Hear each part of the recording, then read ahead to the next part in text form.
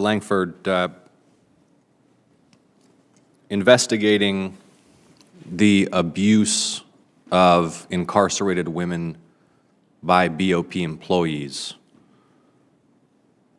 I want to return to some questions about management, accountability, what's gone wrong for the last 10 years such that there's been no systemic effort to address this crisis, despite acknowledgement today from the Inspector General that it's widespread.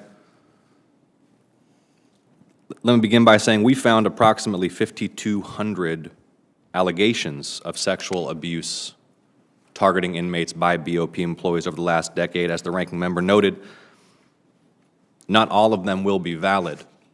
We also heard, however, from 3 survivors in the first panel, none of whom themselves made a complaint. Given the fear of retaliation, given the power that BOP employees have over the lives of those in their custody, it stands to reason that there's a substantial number of incidents where no complaint is made. We also found to our shock that the Office of Internal Affairs Director Peters has an 8,000 case backlog, including at least hundreds of sexual abuse allegations. First question for you this round is, how and by when will you clear it?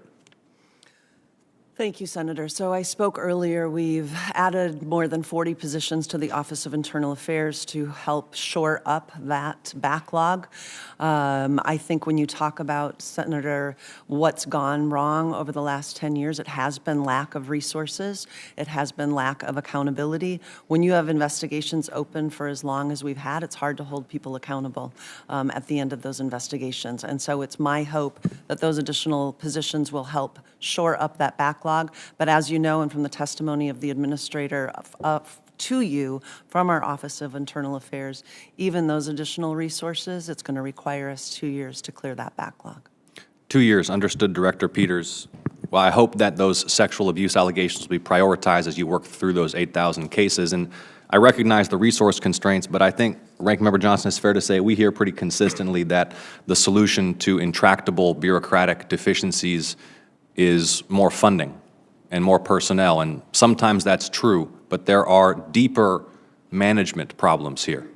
And so, Director Peters, I want to discuss a little bit about how you're approaching, again, with the stipulation that you've been on the job for 5 months, you're new to this role, you're taking charge of the institution, and these events predated your tenure, how you're going to handle ensuring that you have all of the information about what's happening within your facilities, that the regional directors have all of the necessary information about what's happening in their facilities. I mean, how could it be, based upon your experience thus far in the role and your experience managing this organization the last 5 months, for example, that the regional director responsible for Dublin would have been unaware that the chaplain and the warden and other employees, now over a dozen investigations, were abusing inmates, such that it spilled out into the Associated Press reporting that it was dubbed, quote, the rape club? Why was the regional director unaware?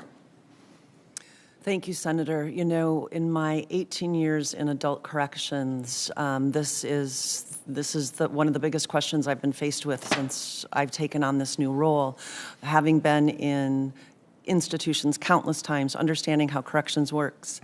The warden can't leave his or her office without people knowing. So how this type of behavior happened, unaccounted for, without people stepping forward, I don't understand it.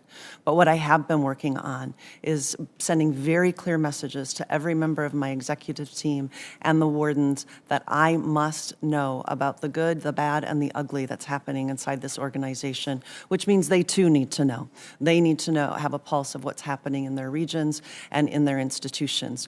Going back to the previous question, it starts with the investigators. One of the changes that we made was to ensure that the investigators that are handling these very significant sexual abuse cases report to headquarters. There needs to be more accountability in headquarters. There needs to be more accountability in the director's office.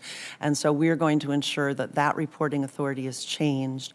And then myself and the deputy director will be meeting with the administrator of OIA and our HR division director regularly to review those cases. Also, as it relates to the broader leadership structure, we're really looking at how those appointments are made, how we recruit for those positions, who fills those positions. But I've also sent a very clear message to the organization that we are going to be transparent and that we need to be aware of what's happening inside our institutions.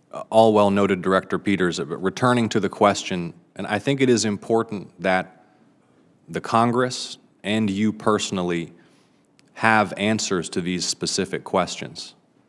How is it that the regional director with direct responsibility for FCI Dublin did not know the extent of ongoing abuse in a facility for which they were directly responsible? If you have not, will you seek to speak with that person to understand how they possibly could have been blind to that severe abuse happening on their watch? Yes, Senator. Thank you, Director Peters. One of our courageous witnesses from the first panel, Ms. De La Rosa, who was assaulted at Lexington, described the culture of the institution as an old boys club. What do you think she meant by that? I wouldn't want to surmise what she meant by that, Senator. Well, I think you probably have an idea. Senator, I think the notion of an old boys club, as I've seen and experienced in my career, is one where decisions are made often behind closed doors. They're often made without women in the room, and I assume that's what she's speaking to. Inspector General Horowitz, you made this point in the previous round of questions. Not just that BOP employees are not reporting when they're aware of abuse that is perpetrated by their colleagues, but in fact, what we heard from the survivors who testified in the first panel is a culture of mutual protection. Talk a little bit about that, please, Mr. Horowitz. That's one of the biggest challenges we face.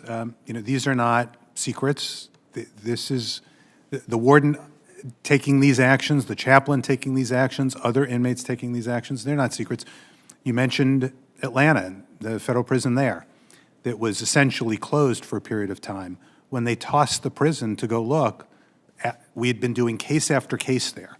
Dozens of phones found, other contraband found. It's not a problem that happened overnight. In fact, we looked at the past audit reports. They got passes. But if you read those reports, you couldn't miss the problem. And so there needs to be more ownership at the director and senior levels of the BOP, at the regional levels of the BOP. And there has to be put in place a process by which the good actors, the people who don't want to be working next to a predator, and I think that's probably most employees, are comfortable coming forward and reporting it, knowing they're not only not going to get retaliated against for doing that, but they're going to be held on a pedestal and supported by the organization, rather than have the people who are engaged in the wrongdoing promoted. Thank you, Mr. Horowitz.